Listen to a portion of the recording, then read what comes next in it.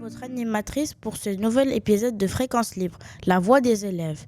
Comme vous le savez, un peu partout dans le monde, certaines personnes n'ont pas la chance d'avoir une vie très simple. Et pour les aider un petit peu, l'on, l'on trouve des associations caritatives et diverses aides. C'est donc dans cette optique que nous recevrons aujourd'hui le Club Solidarité du lycée, sa fondatrice, Madame Hage, ainsi que plusieurs élèves de ce club. Dans un premier temps, nous nous intéresserons au Club Solidarité. Ensuite, nous ferons un gros plan sur leur voyage en Afrique du Sud. Enfin, Idriss, que je salue, nous parlera plus globalement des diverses façons de s'engager dans les aides humanitaires. Bonjour Madame Hage et merci d'avoir accepté notre invitation. Bonjour Aïssatou. Tout d'abord Madame Hage, en quoi consiste le Club Solidarité ? Alors c'est un club d'élèves, de lycéens, donc d'élèves de seconde, première et terminale, qui vont organiser des événements solidaires, donc des événements qui viennent en aide à des animaux ou à des personnes suivant les actions. Combien d'inscrits compte le club ? Alors, nous avons 35 membres actifs. Ce sont des élèves qui organisent les actions. Et après, nous avons des activités qui sont ouvertes à l'ensemble des lycéens. Et certaines activités peuvent regrouper jusqu'à 120 élèves à chaque fois. Quelle action avez-vous mise en place avec le Club Solidarité dans les années passées ? Alors, dans les années passées, on a eu des événements récurrents tous les ans. La course solidaire, c'est une course parrainée où tous les enfants de la maternelle à la terminale courent et récoltent des fonds. Cette course solidaire est en général pour l'association Education Above All, qui est basée au Qatar. Ensuite, on a des sorties nettoyage de plage avec l'association DEEP. Nous avons des sorties au refuge Pause. C'est un refuge qui est dans le sud du Qatar. Et là, nous allons promener les chiens, puisqu'ils ont plus de 200 chiens et qui sont en chenil toute la semaine. Et donc, on va les promener. On s'occupe également des chats et on amène des donations quand on y vient. L'année dernière, on a également pour la première fois fait une action pendant le Ramadan. Nous avons récolté de la nourriture pour les équipes de service, c'est-à-dire le personnel de ménage et de sécurité du lycée. Voilà. Quel projet aimeriez-vous mettre en place dans les années futures ?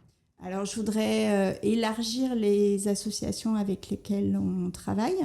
Cette année, on va travailler avec 2 nouvelles associations. Une qui s'appelle Feed a Friend. C'est une association qui récolte de la nourriture et des vêtements pour aider des personnes localement. C'est-à-dire que c'est vraiment des produits qui sont récoltés sur place et qui sont redistribués à des personnes qui habitent au Qatar, soit via des frigos, qui sont des frigos ouverts à tous, soit des circuits voitures sur lesquels on dépose la nourriture. Et la deuxième association avec laquelle on va travailler cette année, c'est Chafala, qui est une école pour enfants ayant des problèmes mentaux, des maladies et qui ne peuvent pas être scolarisés normalement. Donc on va faire au moins 3 actions avec eux. Que pensez-vous du rapport qu'ont les élèves avec les associations caritatives en général ? Pourrait-on davantage les sensibiliser sur les aides humanitaires ? Alors ici, c'est un peu particulier parce que les associations caritatives, il n'y en a pas tant que ça et elles ne sont pas accessibles comme elles sont dans d'autres pays. Donc je trouve que pour des jeunes, c'est assez compliqué de se porter bénévole, hein, puisque les actions caritatives pures n'existent pas vraiment et ne sont pas ouvertes aux moins de 18 ans. C'était une des raisons pour laquelle j'avais monté ce club. Après, je trouve que cette génération a un petit peu de mal à s'engager dans des actions caritatives et pourrait peut-être s'engager davantage sur des actions portées vers les autres. Et ici, encore une fois, c'est compliqué et c'est pas forcément dans l'état d'esprit des gens ici. Avant d'évoquer le voyage en Afrique du Sud, nous vous laissons écouter un petit micro-trottoir réalisé par Lucie et Anaïs qui sont allés interviewer des élèves pour connaître leur rapport avec les aides humanitaires. Bonjour, je m'appelle Anaïs et je vais interviewer une élève de 5e. Bonjour, je m'appelle Eva Melander et je suis en 5e. Alors, pour commencer, sais-tu qu'est-ce qu'une association caritative ? Oui, une association caritative, c'est dans le but d'aider les personnes dans le besoin. Une association caritative, c'est une association qui aide ceux qui en ont le besoin. Mais par exemple, elle gagne de l'argent et après elle leur donne et tout. C'est un peu du bénévolat. Comment on peut aider les personnes en difficulté ? On pourrait faire des aménagements pour les personnes en handicap physique et avoir de la patience avec les personnes en handicap plus mentaux. Comment peut-on aider les personnes en difficulté ? Donc pour les aider, il faut vraiment les comprendre, interagir avec eux, parler avec eux et surtout ne pas les juger, faire plein de bonnes actions. Et as-tu déjà donné de ton temps pour aider quelqu'un lors d'une action ou d'un événement ? Oui, mais pas pour les personnes en situation de handicap. Oui, bien sûr, dans les petits moments de la vie, des fois, il faut aider ceux qui n'ont pas les mêmes chances que nous. Mais par contre, je n'ai jamais fait un événement ou des événements comme ça. Trouves-tu que le lycée propose suffisamment d'actions pour aider les personnes en difficulté ? Oui, je trouve que le lycée propose de nombreuses actions pour aider les personnes en difficulté, mais pourrait les améliorer. Je trouve qu'aujourd'hui, c'était bien de mettre des t-shirts de couleur unie et vive et d'avoir mis plein de petits projets pour la journée du handicap.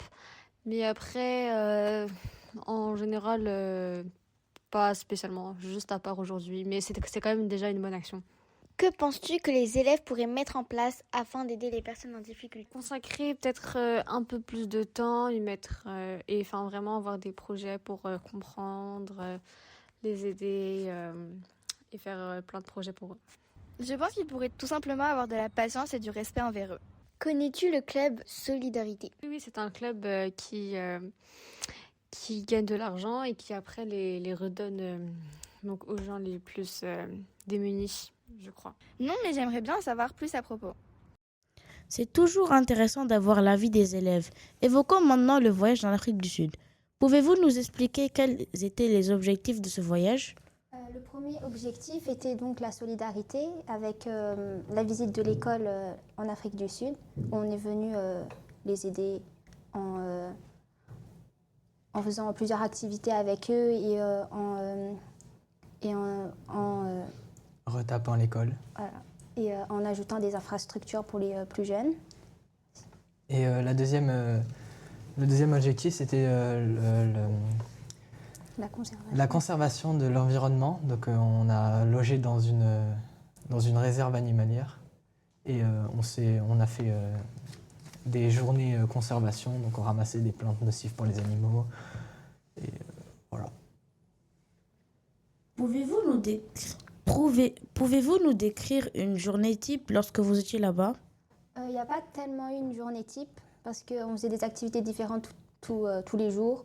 On se levait plutôt assez tôt parce que comme ça on avait une journée bien chargée et après on se couchait tôt. Il y avait des journées conservation où on restait dans la réserve où du coup on venait arracher les plantes nocives, on comptait les animaux qu'on pouvait trouver dans la réserve. Sinon on est venu faire plusieurs d'autres activités, comme il y avait un jour où on allait déorner des rhinocéros pour éviter leur extinction. Nous sommes venus voir 2 éléphants orphelins qui n'ont pas pu retourner dans une réserve parce que leurs familles ont été tuées. Nous avons fait des balades sur une rivière où on a vu des hippopotames et des crocodiles. Sinon, on a visité l'école. Ouais, c'est à peu près tout, oui. Voilà, on a visité l'école où on est resté 4 jours là-bas. On est resté avec les élèves, on a passé de très bons moments avec eux. Du coup, toutes nos journées étaient très très différentes. Et on est venu aussi faire de safari les 2 derniers jours. Êtes-vous revenu transformé de ce voyage? C'est vrai que nous sommes revenus avec un point de vue différent parce que nous avons fait plein d'activités qui étaient plutôt solidaires, qui étaient solidaires du coup. Le point de vue avec l'école,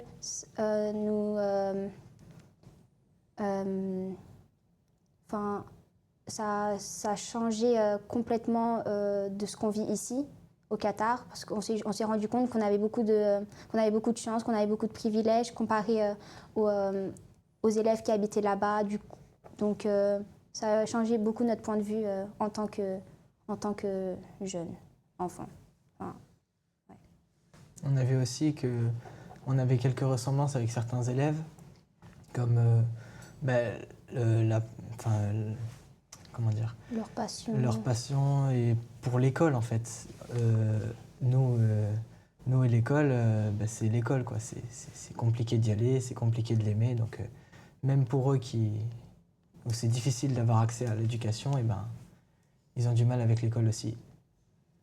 Mais ils ont les mêmes activités. Oui, voilà, c'est ça. Mais c'est vrai qu'on a pu voir que, même s'ils n'aimaient pas l'école, qu'ils n'aimaient pas étudier comme nous, c'est normal, ils profitaient vraiment de tout ce qu'ils avaient. Alors que je pense qu'ici, il y a des gens qui ne se rendent pas compte de leurs privilèges qu'ils ont et de leur chance qu'ils ont. Si vous ne deviez retenir qu'un seul souvenir, ce serait lequel?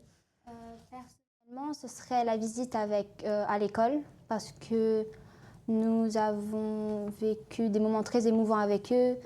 On a pu partager beaucoup de choses avec eux. Nous avons pu voir que ils étaient très très contents de nous accueillir et nous on était très très contents de pouvoir y être là-bas pour pouvoir profiter au maximum avec eux. Et c'est vrai que quand on a dû se dire au revoir, c'était très très compliqué. Le voyage vous a-t-il donné envie de vous engager encore davantage dans les aides humanitaires? Oui, en effet. Ça nous a donné envie parce qu'avec ce qu'on a vu et ce qu'on a pu faire, on a envie de continuer en fait. C'est une continuation. Voilà. C'est vrai qu'on aurait pu, je pense qu'on aurait pu faire beaucoup d'autres activités, mais c'est vrai qu'en 2 semaines, on a fait énormément de choses. Mais je pense que si on serait resté plus longtemps, même si on ne pouvait pas, on aurait pu faire beaucoup d'autres activités qui auraient pu être très caritatives. Enfin, avez-vous un petit mot à dire à nos auditeurs afin qu'ils soient plus concernés par rapport aux différentes façons d'aider les personnes en difficulté? Pour aider les personnes en difficulté c'est vrai que même une toute petite chose peut changer beaucoup de choses. Donc, il faut juste faire attention à ce qu'on mange, ce qu'on utilise. Il faut juste se rendre compte que on a beaucoup de chance d'avoir des objets que les autres n'auraient pas. Et que, juste être,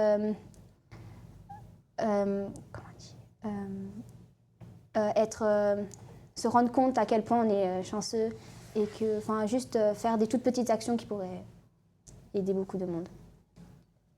Je laisse maintenant la parole à Idriss qui va nous faire un petit point sur les aides humanitaires au Qatar, mais aussi dans le monde.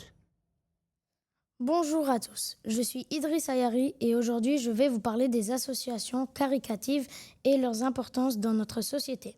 Ces associations jouent un rôle essentiel.